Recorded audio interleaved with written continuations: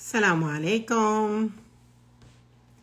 Day 5 of Ramadan, alhamdulillah. I don't know how you feel, but I feel like it's going really fast. When I say day 5, I feel like it's already the first week. Subhanallah. But here we are, continuing our story, continuing our journey into this faith, a love story. Bismillah ar-Rahman ar-Rahim. Allahumma salli wa sallim wa barik ala Sayyidina Muhammad. I think, and today, of course, we're also looking at the 5th juz' of the Quran. So I want to ask a question in today's journey in the love story. I want to ask, what is the opposite of love? And I want us to think about that for a second, because I think we automatically are going to say hate. Hate is the opposite of love. But in a lot of poetry and in a lot of different places, people say that hate is actually it's the emotion of love showing itself. So what is the opposite of love? If we sort of agree, tentatively at least, to say it's not hate.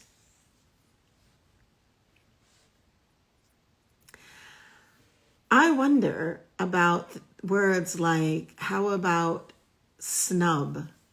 If you snub someone. Indifference. Yes, Safura, that's exactly the word I'm looking for. Ambivalence, indifference, snub, oblivious, disregard, to slight someone. All of those words, they are the opposite of love. And if you love someone and they snub you, it hurts. SubhanAllah. And then, indifference, yes, and abandonment is good too. Ahleen, assalamu alaikum, kul aam wa antum bikhair. To all of you, to Brother Ali in Turkey, inshallah. Okay, so now I want us to think about also cheating.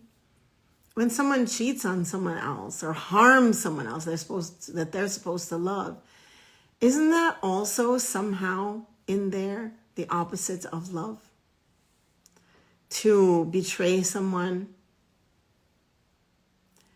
And in our 5th juz' today, Allah subhanahu wa ta'ala has given us a verse to instruct us in this thought.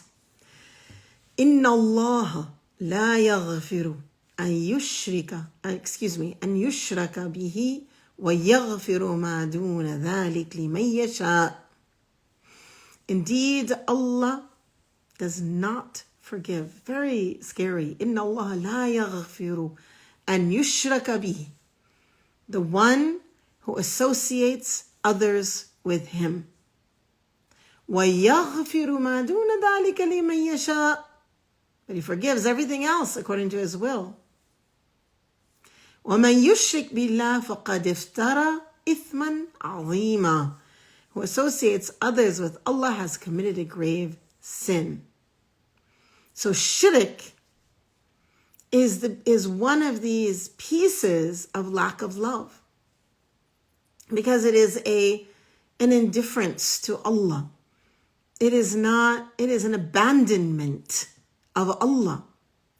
It is a turning away and turning towards another space, somewhere else.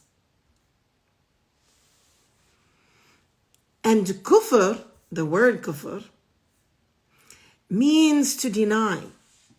I remember when I first moved to Syria, I heard about these towns called Kafr. So Kafr Susa, for example. And in my limited Arabic, I thought, oh gosh, why did they name the town the disbelievers? Because kafir sounded like kufur in my mind. But actually, it's an agricultural word, because when you plant a seed in the ground, you hide it.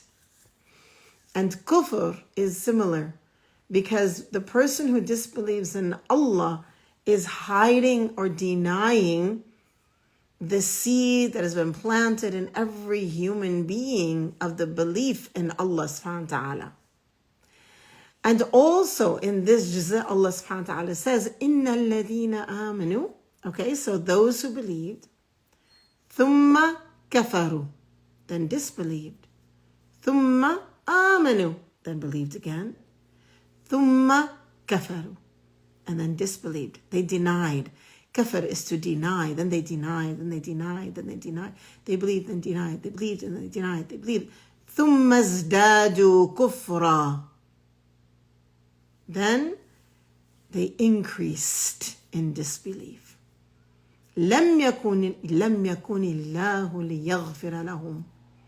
Allah will not forgive them. ولا ليهديهم سبيلا, nor guide them to the path. So today's topic is the opposite of love.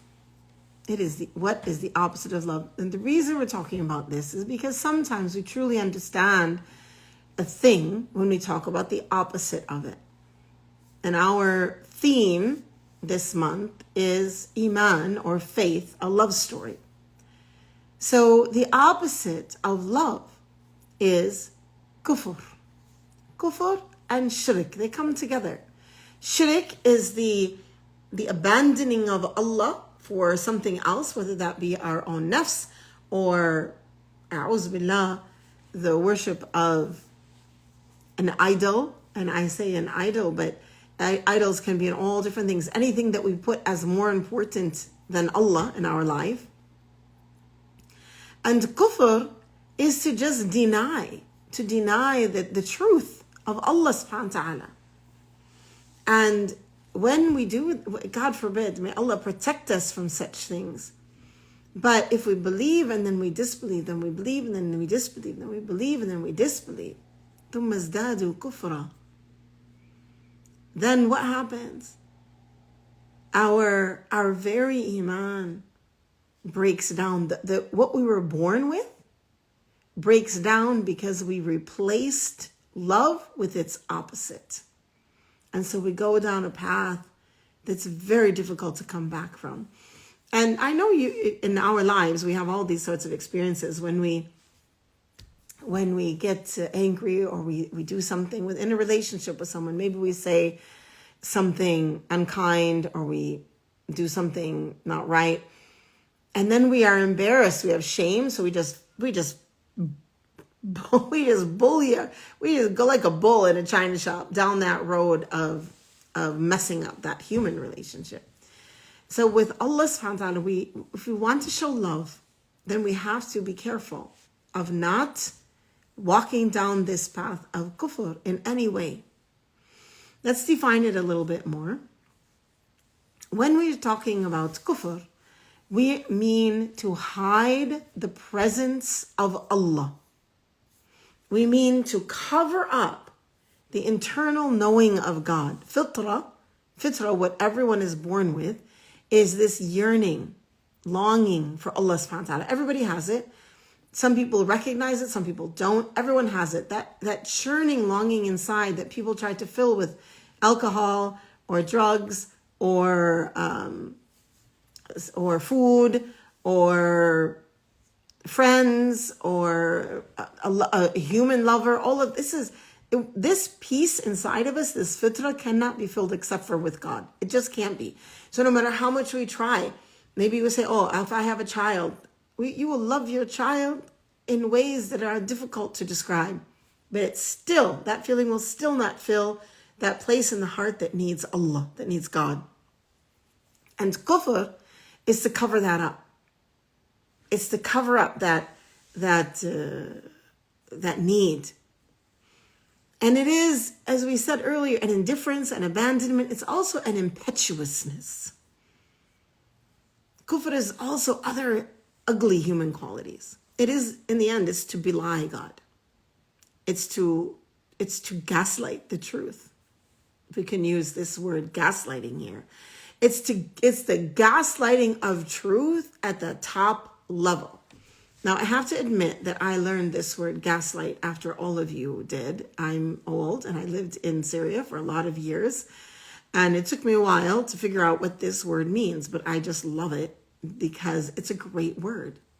But in case anybody watching is old, like me, or maybe English is a second language, let me tell you what it means. It means to falsify a truth that you know is true. So you know something to be true, but you falsify it and cause confusion and disorientation. You cause self-doubt, and you're working to make someone doubt their own reality. It comes from a play where in the play, the one of the main characters was working to gaslight his wife into believing that her reality was untrue. Now, when we're gaslighting the truth of Allah subhanahu wa ta'ala, we're trying to live in a place where we are pretending that the truth that is within us isn't true. And Allah subhanahu wa ta'ala said, سَنُرِيهِمْ آيَاتِنَا فِي الْآفَاقِ وَفِي أَنفُسِهِمْ حَتَّى يَتَبَيَّنَ لَهُمْ أَنَّهُ الْحَقِّ وَلَمْ يَكْفِ بِرَبِّكَ أَنَّهُ عَلَى كُلِّ شَيْءٍ شَهِيدٌ. In English, we will show them our signs in the universe and within themselves. So I just want to say that we trust and know that Allah subhanahu wa ta'ala is showing his signs to us. He shows his signs to us in the universe. He shows his signs to us inside of us. Don't be the one who denies the spiritual signs and spiritual experiences that you have. Don't gaslight yourself. I've known some ones who, after having a spiritual experience, they say, oh, no, that couldn't have happened. And they say, oh, I'm not good enough to have a spiritual experience, or that couldn't have happened to me. It's not about being good enough. I mean, there are some spiritual experiences that come to the blessed, to the awliya, for sure. But this is about Allah's being fair. Allah gives you your signs. Allah gives you signs in yourself, around you. You see something, you're like, wow, that's divine intervention. Or something happens to you, you just know, you made a little dua for something maybe. And suddenly there it is. And you can't believe it. You're like, oh, no, that's coincidence. No.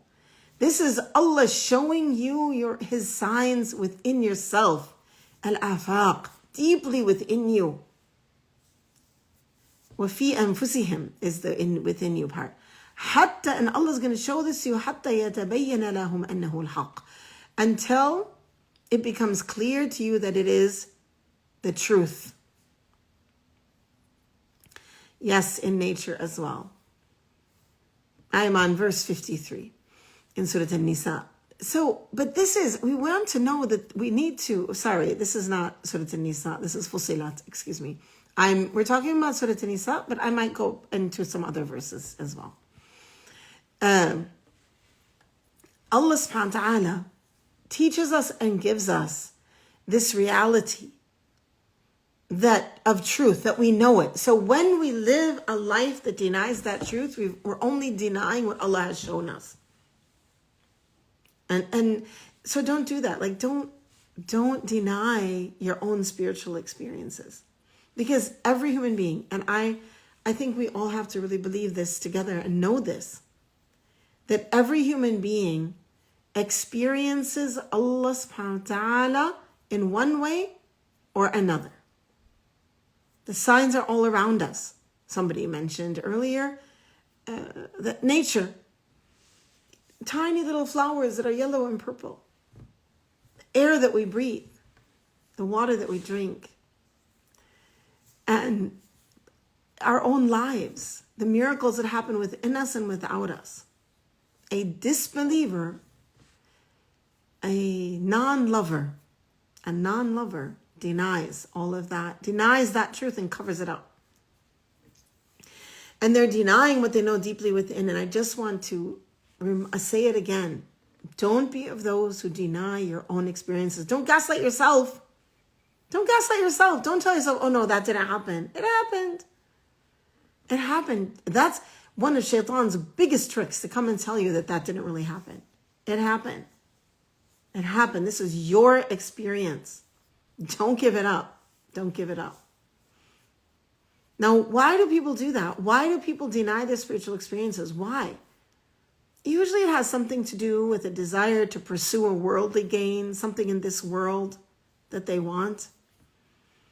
They love the world more than Allah because they don't know what Allah will give them. The only way you can love something of this world more than Allah is to not understand who is Allah. It's just to not understand. SubhanAllah, as sort of a practical example from life, when during COVID, I read a book about the Spanish flu. So COVID was happening. We were all in our homes, and I was, of course, reading books about earlier epidemics and pandemics. That just makes sense. Didn't have enough of it, I guess. I have to read more. But anyway, so it was really fascinating to read about the Spanish flu and to read about people who denied that it was real. They just denied. And then I was reading that, and then I read an article in the paper, the local paper. I really want to recommend you guys that you read the local paper. When you are only getting your news online, you're only getting the siloed things that people want to give you. It's important to read the local paper. It gives you information about your local news, but that's a commercial. Back to my point. So I read this book about the Spanish flu, and they were talking about how people at that time were denying that it was real. Like, oh no, this isn't real. And at the same time, there was an article in the paper about nurses who were really distraught because they had people in ICU who were dying, and the virus that they had was COVID. And they would say, find out what I have. And they would say, you have COVID. No, I don't have COVID. COVID isn't real. And she said, it was a nurse in South Dakota. And she said that the patients were telling her, find out what's wrong with me. And she said, it's COVID. No, it can't be. And so they got sicker and sicker. They were intubated and they died denying the truth of their illness.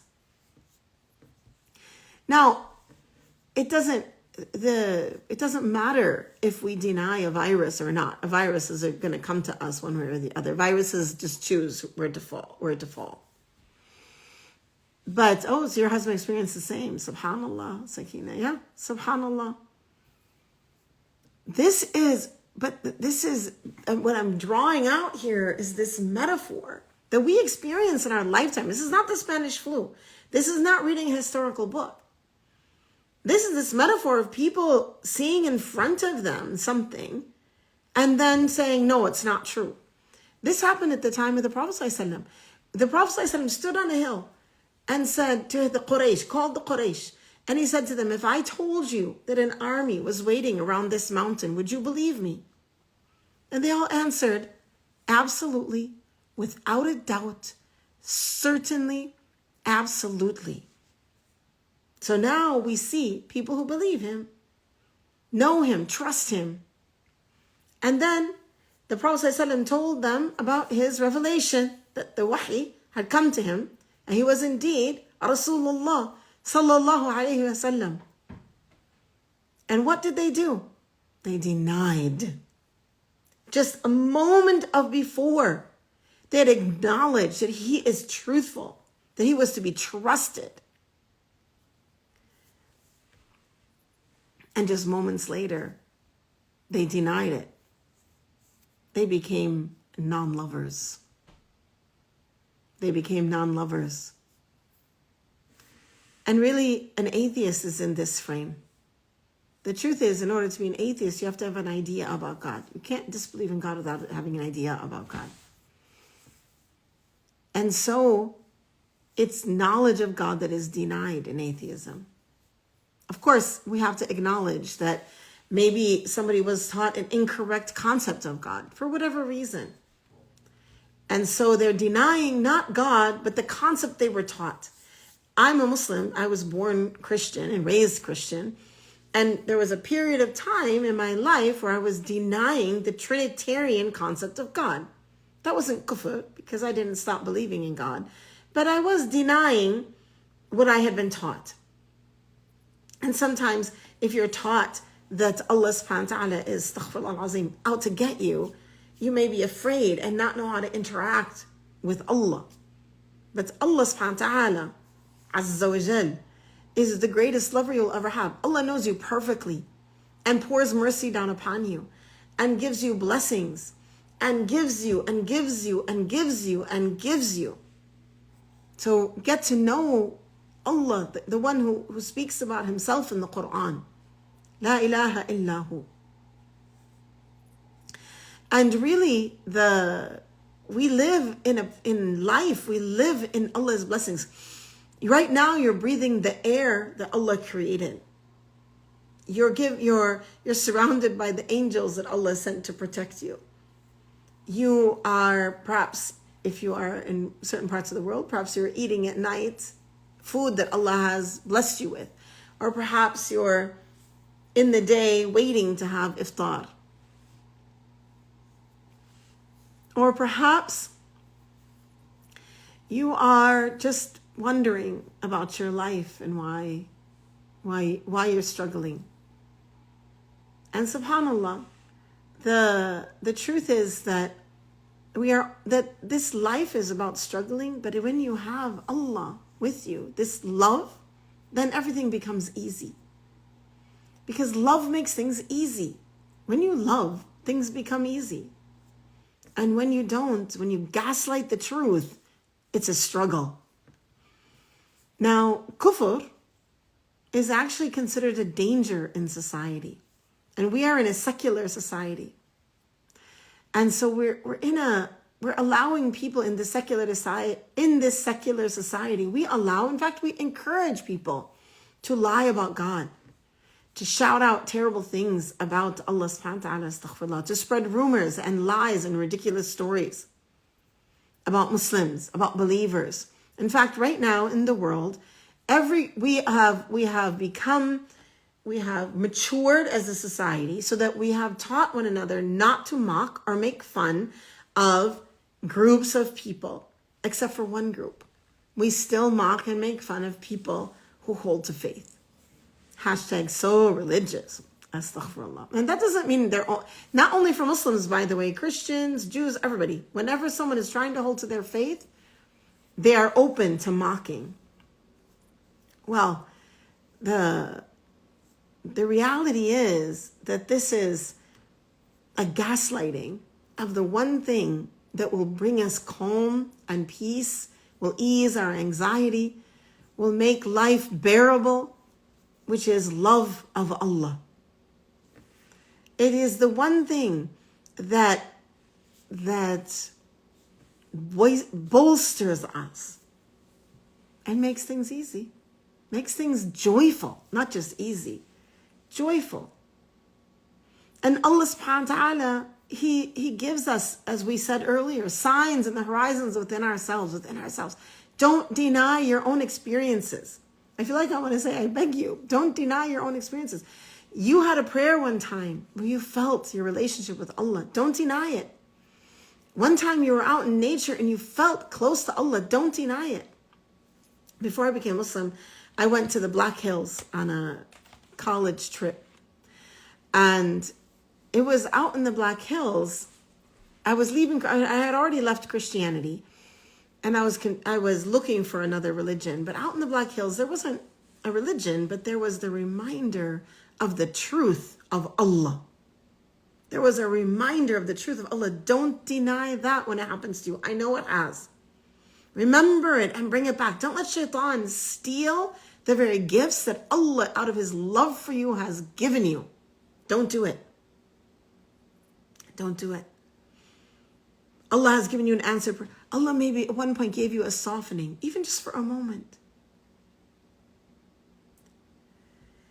The place of belief is in the heart. That's the place of belief. And so when we cover that belief in our heart, we cover that which is our tool that can know Allah. It is the heart that knows Allah. The heart that can know Allah. So don't hide. Don't hide. SubhanAllah, humans, we can't know the secrets of the hearts of people around us. We just don't know. We have no idea what the secrets are in the hearts of people. We can only assume and make judgments based on people's behavior, words, and deeds. And by judgments, I mean decide, does that person love Allah or not? But we don't know someone's heart. And kufr is the denying of love. It's a non-lover. And there are layers of disbelief. There are layers of ways the kufr is manifest. Layers of ways that it becomes a danger to society. So let's talk about a few of them. One layer, one non-lover, one layer of non-love is that which has to do with belief systems. So for example, to deny Allah, to deny or to change who Allah is, to give Allah subhanahu wa ta'ala human qualities, astaghfirullah al-azim, or to say that Allah doesn't have power over Allah's creation, or to do what Western society does, which we are all guilty of falling into because we watch the movies, we read the books, and what is it? It's this idea that good and evil are fighting. This isn't true. This isn't true. The good is Allah. And what is evil is within our own selves. There is no fight here. There is what is weak, and shaitan is weak. And Allahu Akbar from all of it. So one level of this lack of love is to deny the greatest lover that we can ever have. But another level is to deny the great gift that Allah gave us through the Prophet sallallahu alaihi wasallam. To hide it, to unlove it, to unlove the Prophet. Don't unlove the Prophet sallallahu alaihi wasallam. Ya Allah, in this time of Islamophobia, a lot of Muslims are suffering with little cactus pricks in their heart about the Prophet sallallahu alaihi wasallam. They haven't had the opportunity to love him. They haven't heard poetry about him. They've read only things that confused them or hurt them even, that weren't true or were presented incorrectly. And so here we want to move away from unlove and go into love by remembering that Allah chose Prophet Muhammad sallallahu alaihi wasallam, and he loved us, and he was walking virtue. And so if there's something that confuses you or something that you've heard that is negative, then just put it on a shelf and say, you know what, I'm going to deal with that later. I'm going to talk about that later. I'm going to take the foundations class with Anse Tamara at Rabata. I'm going to ask my questions about that there. Or I'm going to pray about that so I get clarity. Or I'm going to do salawat so I can get closer to the Prophet ﷺ. But we want to cure our hearts of non-love for the one that Allah loved, to bring to us the message of love so that we could love Allah. Another thing that can harm our hearts is to deny the truth of angels, a day of judgment, Jannah, Jahannam, all of this. When we start to say to ourselves, oh gosh, I don't know about angels, then we're denying this beautiful gift, the gifts that Allah has given us in a whole world of unseen things. And it is with those angels, Allah sends help. Yesterday we read about the 3,000 and 5,000 angels that were sent in Badr. Allah's help comes with angels. Maybe angels are helping you right now. Angels are coming to help you and calm you and help you. And don't say, oh, there's no angels here. No. Instead say, I wonder if there are angels here. Make your house an angel magnet. Make your life an angel magnet. Be someone who angels hang around and shaitan runs away from. Remember 3 days ago, we mentioned the hadith of the Prophet ﷺ in a longer hadith that talked about and taught us to read Ayat al-Kursi after every fard prayer. And that by itself is a protection from shaitan. So easy. It's so easy. It's a very simple formula.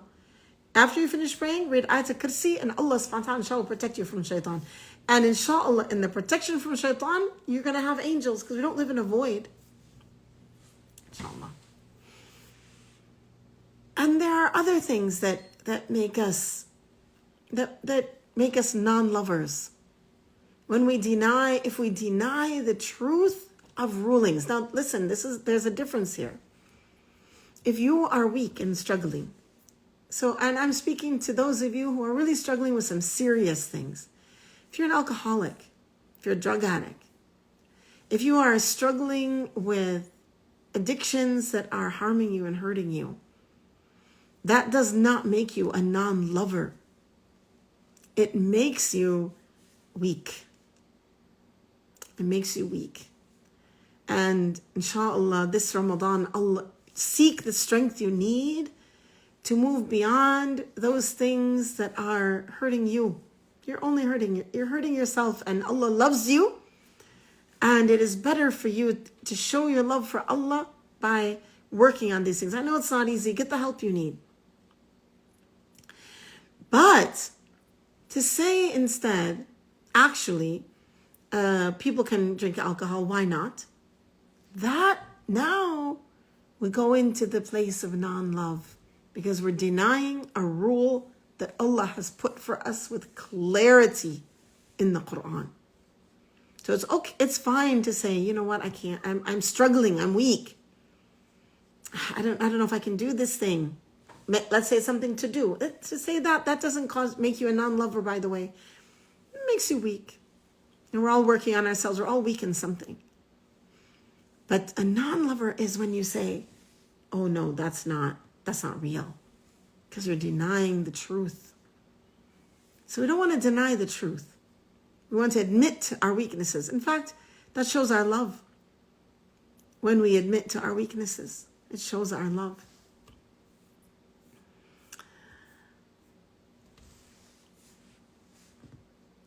This love that we are seeking, this love that we want, we do want to be counted as those who are truly the lovers.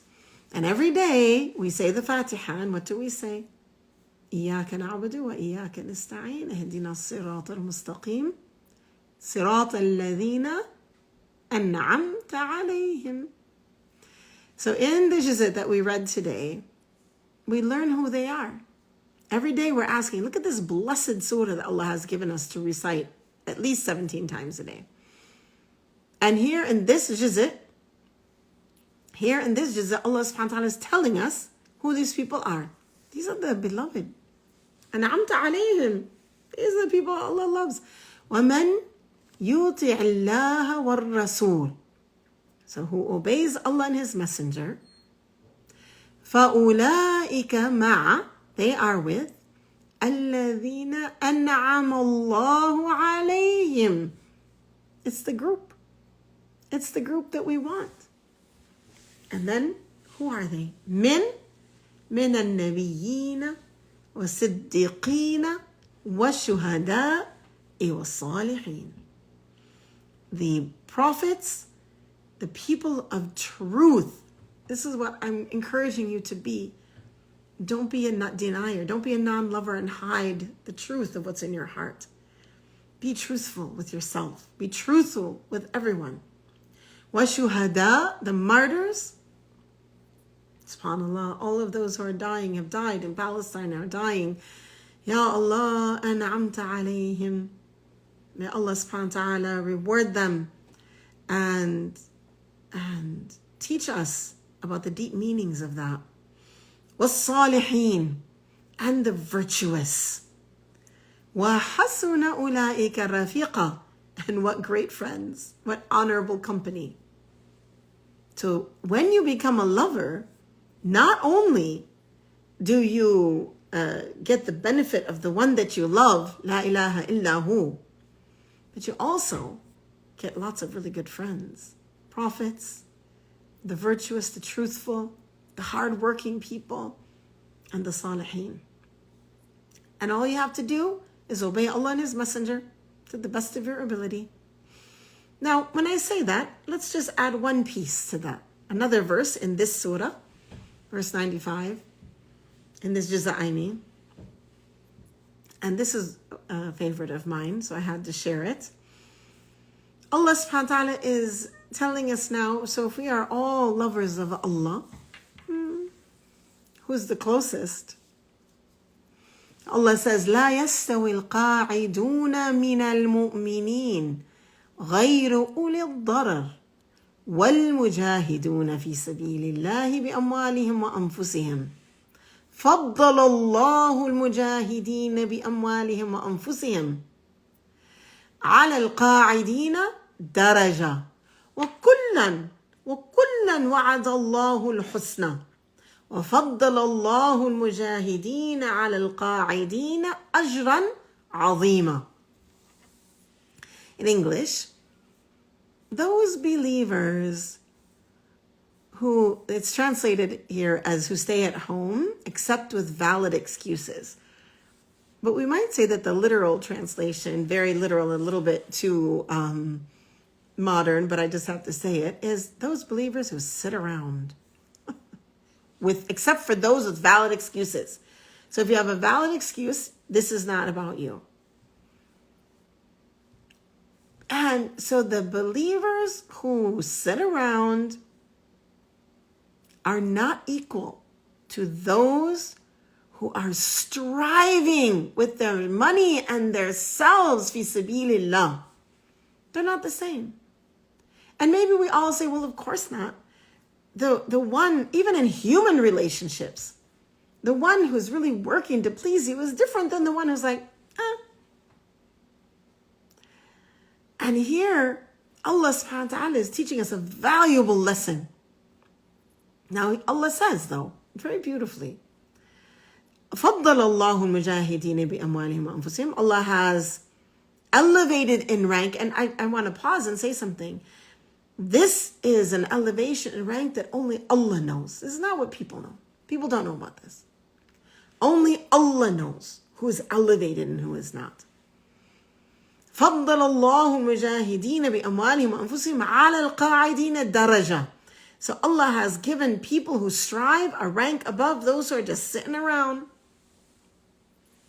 But then, just to comfort everyone, even the lazy, وَكُلًّا وَعَدَ اللَّهُ الْحُسْنَى. But Allah has promised each a fine reward. But then again, وَفَضَّلَ اللَّهُ مُجَاهِدِينَ عَلَى الْقَاعِدِينَ أَجْرًا عَظِيمًا. Allah has preferred or honored those who strive and struggle over those who just sit around with a great reward. And then the next verse after that to describe what is this?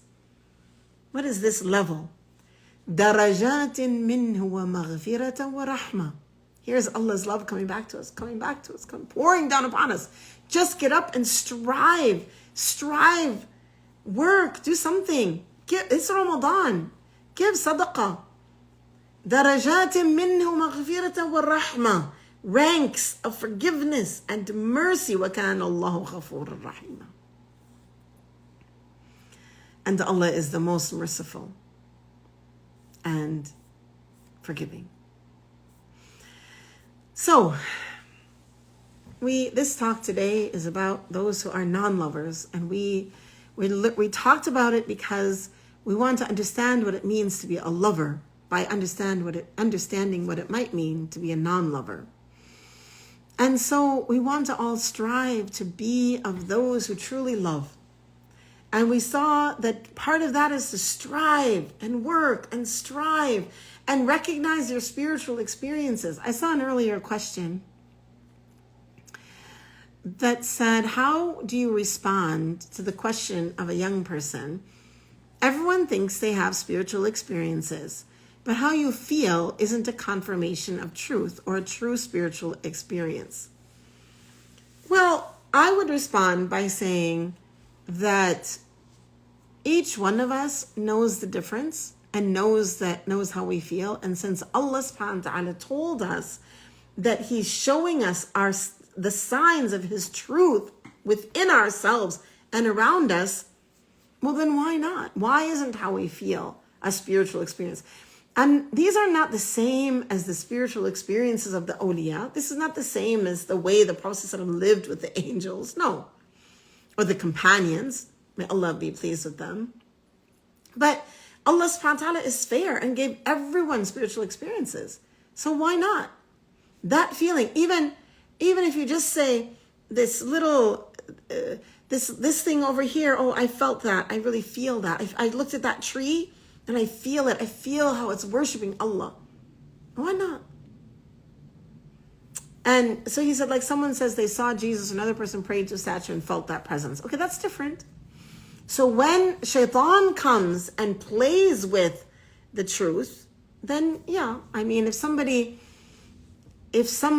also, subhanAllah, what I think is that what's happening is that they're having a spiritual experience, but they're taking that and it's becoming warped based on what they know. And if they were to know more, they would remember that spiritual experience in the light of the truth that they now know. They're just misinterpreting it. That doesn't mean it's not real. Subhanallah. Well, alhamdulillah. So, I also saw a question that said, do we always have to struggle? Is it okay to look for moments of peace and balance? I want to say that this struggle, there's peace and balance. Struggle doesn't have to be painful. As I said, when there's love, everything is easy. If you truly love Allah, it's not a struggle to get out of bed at night to go pray. You're excited. How do you feel if you have an airplane that you have to catch at 3 o'clock in the morning and you have to get up and go, but it's an airplane to go to a place you really want to go? You don't feel like, oh, I'm struggling to get out of bed. You're like, hello, I'm awake, I'm ready, here I go. So it's really a matter of us growing our love. It's really a matter of us working on how much we love Allah subhanahu wa ta'ala. And until then, we're going to strive. Because Allah subhanahu wa ta'ala is making the difference between the one who's struggling and the one who's sitting around. Sitting around, there's no peace in sitting around. We all have to have times of rest. And we all do have times of rest. We all need times of rest, and we all will have times of rest. Didn't know what's on my scarf there. Sorry about that. I shall get rid of it.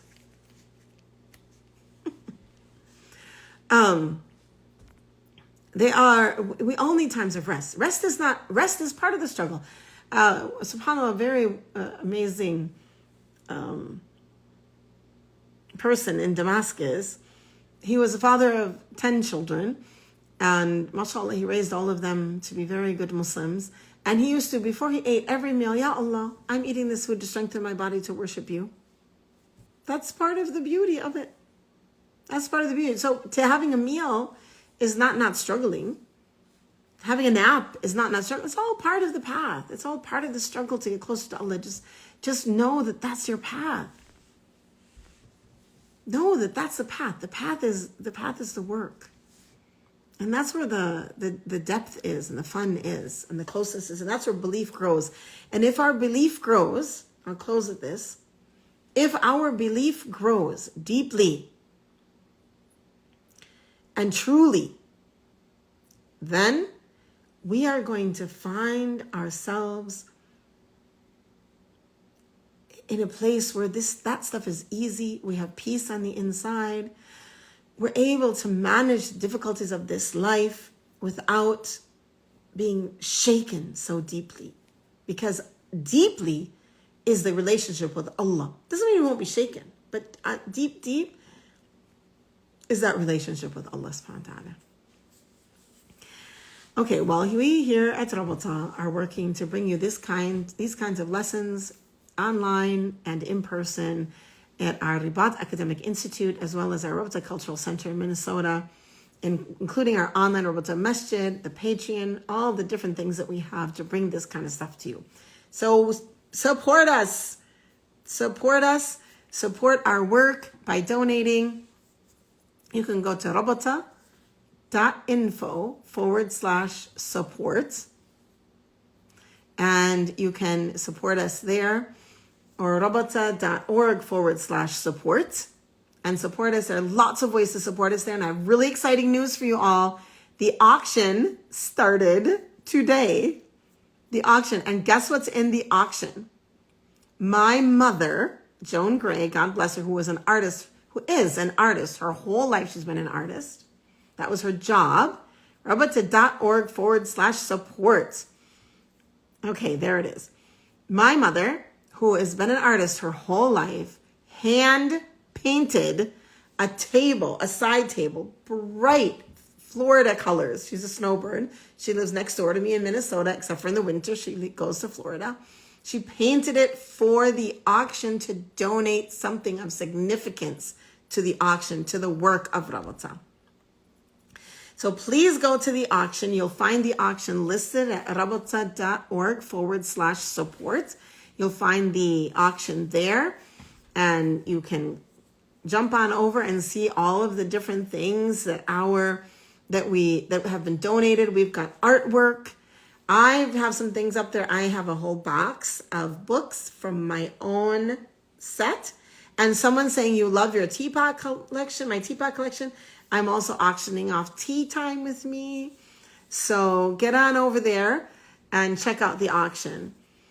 And go to rabata.org/support and support us today. Support our work. We have a lofty goal this month. Inshallah, we're going to reach it with your help and your support. Please reach out to your friends and family as well to support us and help us reach our goal. And if you can also become a monthly donor, that would be awesome. How about we have, for the 5th day of Ramadan, let's have 5 new monthly donors today. Thank you for making dua for my mother. Always do that, please. And all of my family. And for all of the Muslim Ummah, wallah. All of the Muslim Ummah. Thank you, everyone. And I'll see you tomorrow. Remember us in your dua. And see you tomorrow. Assalamu alaikum.